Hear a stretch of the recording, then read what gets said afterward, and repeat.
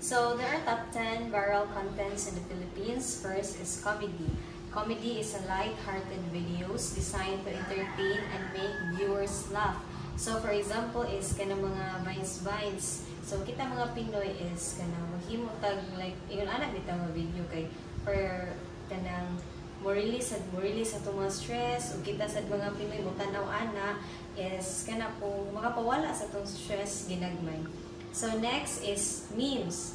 Memes is videos that incorporate trending jokes, formats, or cultural references in a quick and shareable ways. So for example sa memes is for example kana imong now baron niya basta na i-collage bitaw siya nga lahi sa nga now.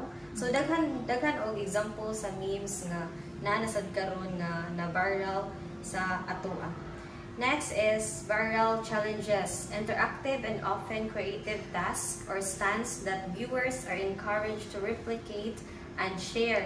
So viral challenges is kanang mga for example sa TikTok kanang naay mga kanang choreo nga mga dances na so ug sun-o na sa uban des makatag na so mo na nang ma-viral na ng mga kanang different ng mga videos sa TikTok.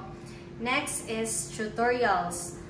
It is a short how-to videos that teach viewers quick skills or hacks such as for example is kanang tutorial baron sa makeup. So daghan na jud nga mga kanang content diri sa atoa nga kanang nag-create og ingon ana ang mga tutorials. So daghan makeup o tutorial ba sa for example Netflix ikaw ba mo open na naghapoy mga tutorial ana og unsaon paghimo og unsaon pagbuhat og unsaon pag-open nimo Netflix account something yun ana. Next is music videos.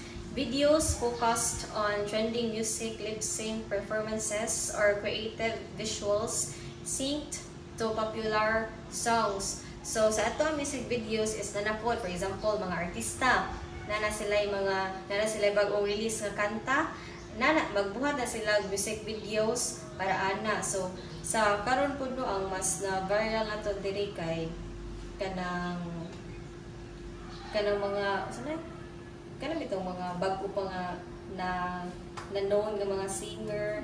So magbuhat na sila mga music videos kay para pod mga tao ma-engage na more on viewers. So next is social commerce. Content centered around showcasing or reviewing products often aim at influencing purchasing decisions. So social commerce is mo na siya ang katsapi. So Yara, go. So social commerce, content centered around showcasing or reviewing products often aimed at influencing purchasing decisions. So daghan na ni siya sa TikTok guys. Like for example, mga product, for example jeans. So ilan nang i-review, ilan nang kanang kanang bitaw kanang ilang